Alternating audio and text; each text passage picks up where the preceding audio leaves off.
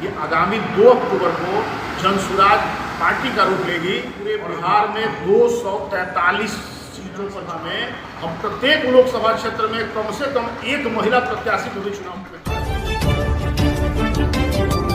आज हमारे साथ है जनसुराज के सारण जिला महासचिव अभय सिंह जी मौजूद हैं। सर, आज ये प्रेस कॉन्फ्रेंस किस मुद्दे को लेकर रखा गया है? देखिए, पहले तो मैं जनसुराज पूरे परिवार के तरफ से आप तमाम सोशल मीडिया के साथियों का स्वागत करता हूं, अभिनंदन करता हूं। और जहां तक प्रेस कॉन्फ्रेंस का उद्देश्य है, तो जनसुराज अब परिचय का मोहताज नहीं है। जनसुराज प्रशांत किशोर जी का जो विजन है, प्रशांत किशोर जी ने जो बिहार के बेहतरी के लिए जो सपना देखा है, या उनके मन में जो कसक है कि हमारे बिहार में बिहारियों का जो पलायन हो रहा है, हमारे बिहार के नौजवान जो बिहार के बाहर जाकर मजदूरी कर रहे हैं और अपने परिवार से दूर रह रहे हैं, हमारा बिहार जो आज बदहाल होता जा रहा है, हमारी ये नैतिक जिम्मेवारी बनती है कि हम किस तरह से इस बदहाल बिहार को बेहतर बिहार बनाएं और आने वाले पीढ़ी, जो हमारी आने वाली नई पीढ़ी है, उस नई पीढ़ी को किस तरह से हम मजबूती दें ताकि वह सर उठा के जी सके, रोजगार पा सके, समाज में सम्मानपूर्वक जी सके। जनसुराज की बात करें तो जनसुराज अभी लोकसभा चुनाव के बाद अब विधानसभा चुनाव का सभी पार्टियां दमखम के साथ क्षेत्र में लग गई है। इसके दरमियान ही जनसुराज पूरे दमखम के साथ लगी हुई है और देखा जा रहा है कि अब अलग अलग स्टेटमेंट प्रशांत किशोर जी का भी आ रहा है, जिसमें बताया जा रहा है कि हम 242 पे नहीं, हम पूरे 243 पे इस बार विधानसभा चुनाव लड़ने जा रहे हैं। विशेष क्या होने वाला है बिहार में? देखिए, पिछले साल 2 अक्टूबर से जो प्रशांत किशोर जी का चंपारण के पावन धरती से जो पदयात्रा प्रारंभ हुआ था, वह बिहार के कई जिलों में गया और कुछ जिले अभी बाकी हैं जिसकी पदयात्रा करनी है। और पदयात्रा के दौरान प्रशांत जी ने बिहार के जमीन पर चल करके उन तमाम पिछड़पन को देखा है, बिहार में उस तमाम बदहाली को देखा है। और निश्चित रूप से प्रशांत जी के मन में ये कसक है कि हमारा ये नैतिक कर्तव्य बनता है कि हम बिहार को बेहतर बिहार बनाएं, बिहार को उज्जवल बिहार बनाएं और बिहार में जन्म लेने वाले नौजवान जो मजदूरी करने पर मजबूर है दूसरे राज्यों में जाकर उनके बेहतर भविष्य के बारे में सोचें। और जहाँ तक बिहार विधानसभा की बात है, तो प्रशांत जी ने यह तय किया है कि हम बिहार में 2025 के विधानसभा चुनाव में 243 सीट पर चुनाव लड़ेंगे। तो सर, इसके लिए तो पार्टी की भी जरूरत पड़ेगी। हमारा जनसुराज, हम लोगों ने सभी जनसुराजी साथियों ने पटना में एक बैठक किया था, जिसमें यह तय हो गया है कि आगामी 2 अक्टूबर को जनसुराज पार्टी का रूप लेगी और हमारा अपना चुनाव चिन्ह होगा और जनसुराज पार्टी के नाम से हमारे पार्टी का रजिस्ट्रेशन होगा। आने वाले समय में क्या सर जनसुराज अपना नई पार्टी अगर बनाती है तो क्या किसी पार्टी से गठबंधन करेगी? जी नहीं, जनसुराज किसी पार्टी से गठबंधन नहीं करेगी और जनसुराज पूरे बिहार में 243 सीटों पर चुनाव लड़ेगी। बिहार की बात करें तो बिहार में पलायन ही पलायन है, वो भाजपा की सरकार हो या राजद की सरकार हो, दोनों सरकारों में सिर्फ शोषण ही शोषण हुआ है। लेकिन क्या बिहार के युवा के जो मिशन को लेकर चल रहे हैं और युवा के जो रोजगार देने को लेकर मिशन को लेकर चल रहे हैं, शिक्षा को मिशन को लेकर चल रहे हैं, अलग अलग मिशन को लेकर जो प्रशांत जी चल रहे हैं और भाषण के माध्यम से बहुत सारे जो शब्द भी बयां कर रहे हैं, क्या वो उस शब्द पे खरे भी उतरेंगे? वो देखिए, प्रशांत जी काफ़ी दृढ़ इच्छा शक्ति वाले लोग हैं और सबको साथ लेकर चलने वाले लोग हैं। आप देखे होंगे कि हमारे जनसुराज में समाज के हर एक वर्ग को लेकर के चलने का प्रयास किया गया। हर एक वर्ग के लोगों को उनके अनुरूप हम सम्मान दे रहे हैं। चाहे महिलाओं की बात आप लें, हमारे बैठक में ये भी तय हुआ है कि आने वाले विधानसभा में हम प्रत्येक लोकसभा क्षेत्र में कम से कम एक महिला प्रत्याशी को भी चुनाव में खड़ा करेंगे। दूसरा, हम लोगों ने ये तय किया है कि जो अभी वर्तमान में बिहार सरकार ने जो जनगणना करा करके जो जातिगत जनगणना का जो संख्या जारी किया था, उसके आधार पर हम लोगों ने ये भी तय किया है कि जिसकी जितनी संख्या है उसके अनुरूप हम उन लोगों को चुनाव मैदान में भी उतारेंगे, उन लोगों को हम टिकट भी देंगे। इसमें भी हमारी समानता रहेगी। हम ऐसा, हमारे जनसुराज का ये सोच नहीं है कि हमारे ऊपर से कोई नेता आके टपक जाए या कोई परिवार ऐसा जो पहले से राजनीति में है और उसी परिवार से ला करके हम टिकट दें। हमारे जनसुराज का ये उद्देश्य नहीं है। प्रशांत जी का हर एक भाषण में प्रशांत जी कहते हैं कि हम गांव-गांव घूम रहे हैं और हम मथ रहे हैं, और मथने के बाद जो क्रीम निकलेगा, यानी कि समाज में घूमने के बाद जो समाज से निकाले गए अच्छे लोग होंगे, समाज से बताए गए जो अच्छे लोग होंगे, उनको हम राजनीति में लाएंगे, उनको हम साधन संपन्न करेंगे और उनको हम चुनाव लड़ाएंगे। सारण का अगर बात किया जाए तो सर, आप सारण से आते हैं, तो क्या सारण किसी सीट पर आपका भी दावेदारी हो सकता है? देखिए, हम लोग राजनीति का शुरुआत लगभग 1994 से किए हैं और कई पार्टियों में जाने का और कई पार्टियों में काम करने का मौका मिला है। हम लोगों ने भारतीय जनता पार्टी के साथ भी काम किया है, हम लोगों ने समता पार्टी और बाद में जदयू के साथ भी काम किया है, और जदयू में भी कई पदों पर हम लोग रहे हैं, सुशोभित किए हैं, पार्टी के लिए काम किए हैं। लेकिन आज प्रशांत जी ने यह सोचने को मजबूर कर दिया है कि हमने अपने बच्चों के लिए क्या किया, हमारी जो आने वाली नई पीढ़ी जो बिहार में है, हमारे जो युवा बिहार में हैं, उनके लिए हम लोगों ने क्या किया। आज हमारा बिहार,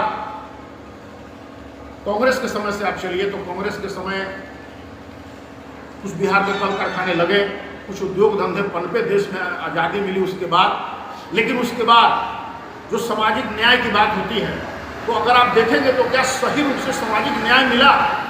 क्या कुर्ता के ऊपर से गंजी डाल लेना ही सामाजिक न्याय है?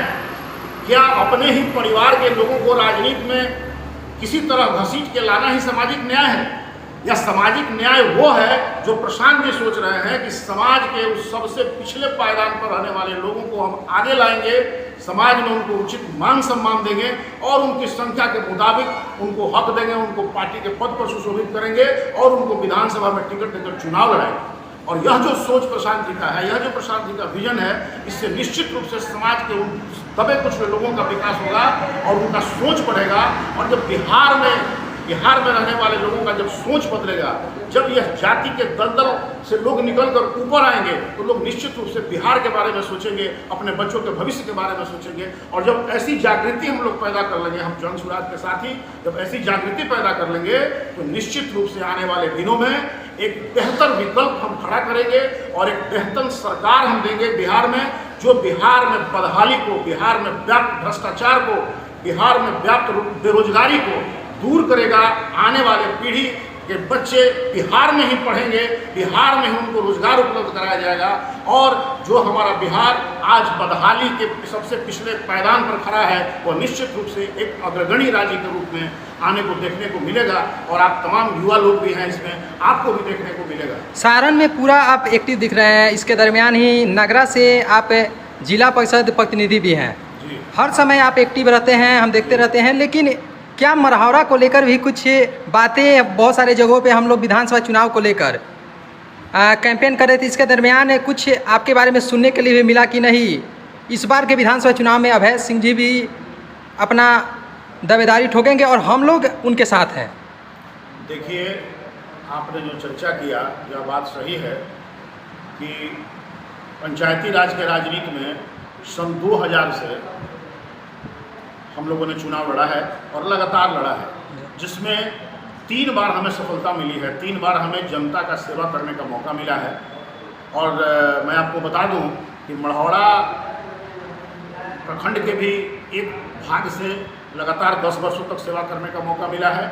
और मढ़ौरा विधानसभा का ही एक प्रखंड है नगरा, वहाँ से वर्तमान में मैं अभी लोगों के बीच में लोगों का काम कर रहा हूँ, सेवा कर रहा हूँ। लेकिन जहाँ तक विधानसभा की बात है, तो हम लोग, जहाँ मेरे विचार के बारे में जब आप जानना चाहते हैं, तो हम लोग पूरी निष्ठा और ईमानदारी के साथ प्रशांत जी के पदचिन्हों पर चलने का काम कर रहे हैं और प्रशांत जी के साथ जुड़ गए। चूँकि हमें प्रशांत जी में का वो जो विजन है, वो निश्चित रूप से हमें दिखाई दे रहा है कि उनके विजन में हमारे बच्चों का भविष्य है। उनके विजन में हमारे बिहार का भविष्य है, उनके विजन में हमारे बिहार के बेरोजगारों का भविष्य है। तो हम लोग ईमानदारी पूर्वक प्रशांत जी के साथ लगे हुए हैं और पार्टी अगर संगठन में काम कराना चाहेगी तो हम संगठन में काम करेंगे। पार्टी अगर चुनाव लड़ाना चाहेगी विधानसभा का तो हम विधानसभा का चुनाव लड़ेंगे।